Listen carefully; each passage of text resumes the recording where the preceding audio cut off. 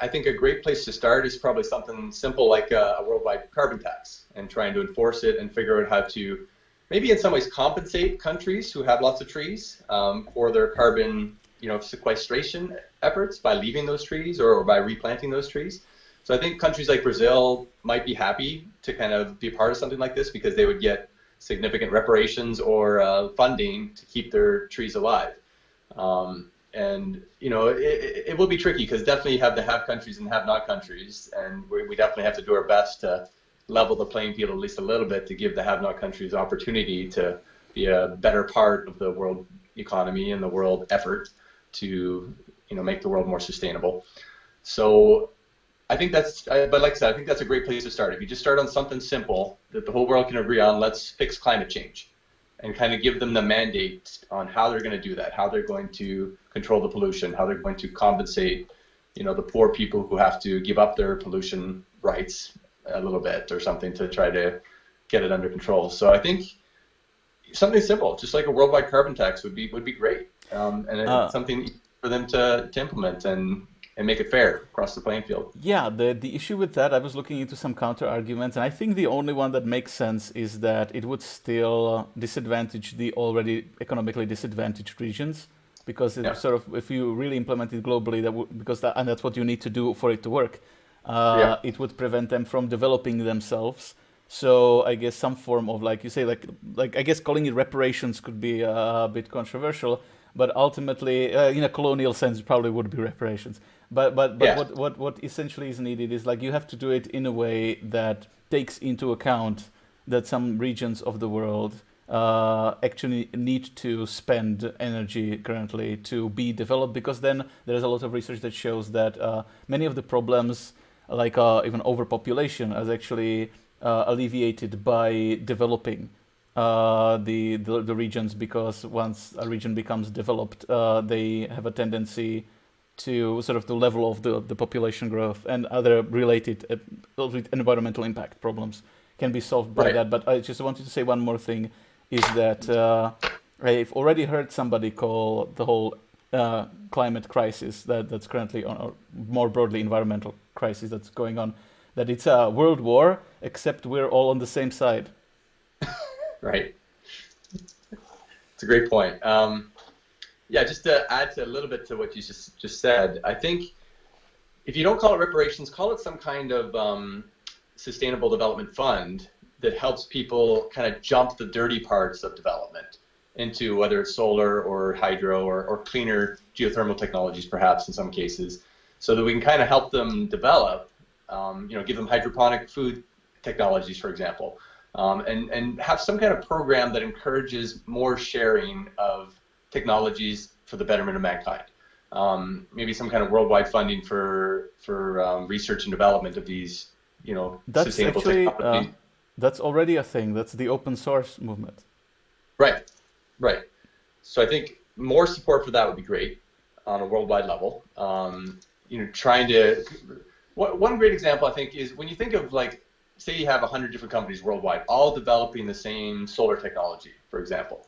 They're all kind of rebuilding the wheel over and over again, and it just seems like a lot of wasted resource, where if you just had kind of a global cooperative effort to find the best solar panel and move it forward, not get stuck in any one thing, of course, because you're constantly improving it.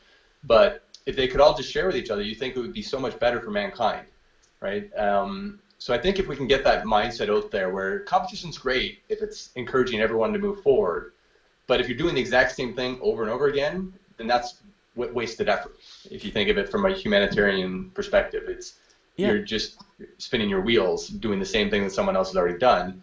So why not share that technology a little bit more and grow together? It's interesting that that's actually what is happening right now. It's like one of the positive developments lately, especially in the main tech companies, mainly in software, but it has some sort of effect on hardware as well, is that they are actually all more and more coming to the open source side of the because they've seen, like, mainly because the company that I work at, Red Hat, which was the first biggest most successful open source company that sort of showed that the model works, is that, like, exactly like you say, like, you do develop more and faster and to everyone's benefit if the whole environment is open source and if the contributions are open source.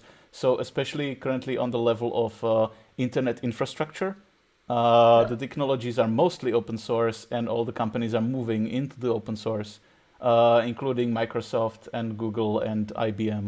That That's great. they have realized that it is indeed better on every quantifiable level, because ultimately, if somebody is doing open source and you're doing closed source equivalent of that, your product will be worse and will lose.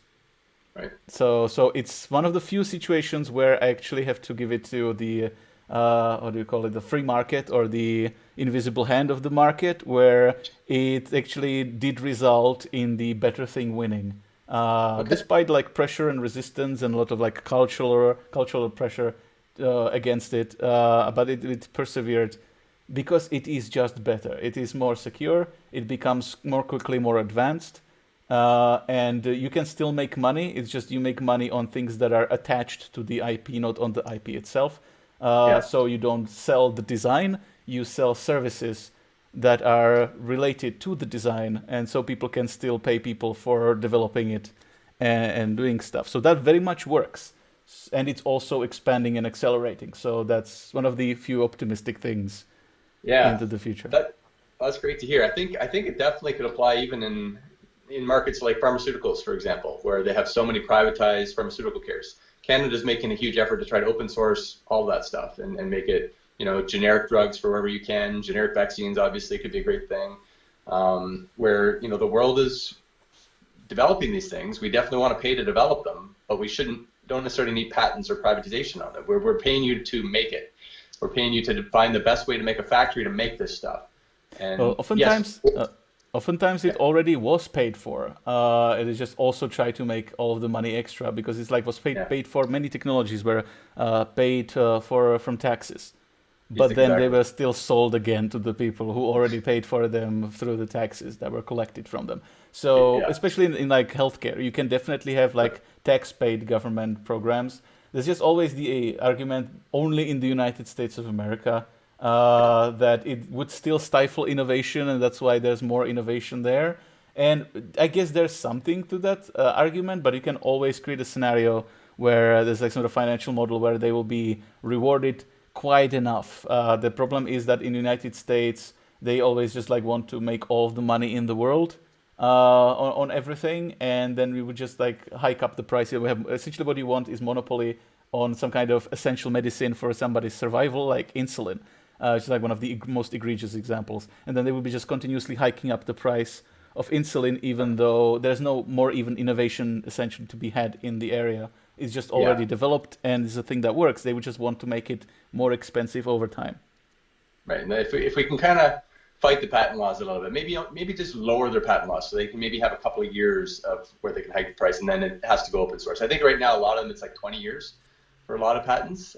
So we could just even reduce that to 10 years or 5 years, or eventually, 1 year or 2 years. Give them a little head start by developing it. Whatever's a reasonable amount to make sure that there's still an incentive to develop things, but not, to the point where there's a monopoly and where you're just gouging people, Yeah, right? the problem is that the pressure from the lobby from of these companies is that like the more money they make, the more money they have for lobbying, and therefore their lobbying is more successful, and it will always be pushing for these patent periods to Yeah, expand and be longer. And it's in every area of patent law, including intellectual property for entertainment or yeah, like art.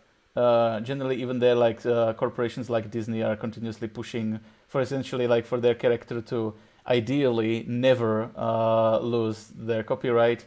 And in every area, it's just detrimental, especially in science, where there's the huge issue of like the paid journals being like extremely overpriced and putting up like massive paywalls to the essentially sharing of essential information, especially if you have something like the internet where you could really share the information with the whole world. And it's not that anybody is against the people providing services being rewarded. It's just that again they have created an effective monopoly where they just can continuously hike up the price forever, and it's already quite egregious and it's been quite egregious for some time, to the point of that then you have activists. I think there's this one young girl from I think Kazakhstan, who I forgot, like, maybe it's Sci-Hub. She created a site where she's like pirating all of these research studies that are behind paywalls and putting them in one freely accessible repository online. And of course, like a bunch of countries try to sue her for like millions of dollars. But well, she's in Kazakhstan, and Kazakhstan doesn't care. So she's not very worried about that for that particular reason. But essentially, she has like the moral support of everybody. Like everybody who's not just a corporate shill is obviously supporting the girl who's trying to make research free, because everybody Right. hates the journals. It's just that not sure what has to happen, but like something has to happen for the laws to be changed in that area, because that like really, like in two words, like what you need is open source. Just more everything in that's related to science and technology and research and development needs to be made open source, and just you have to just look a little bit harder to have a financial model that you can still make money while making it open source. Is just if Yeah. we stopped like monetizing the IP itself in every area where IP is a thing, then it would definitely accelerate the development in all areas. Hmm. Yeah, I like that a lot. That's great.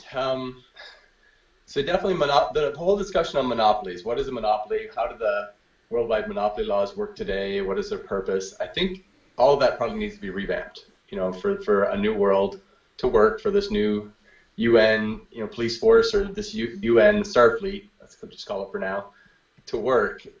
We have to kind of revisit all these base ideas that we've based our economy on for 100 or 200 years now. And it's like we almost have to go back to square one on a lot of these things and just get people talking about it, get people kind of thinking about it a little differently and agreeing on, if you have to scrap the old and convert to a new way, what's the best way to get from there to here?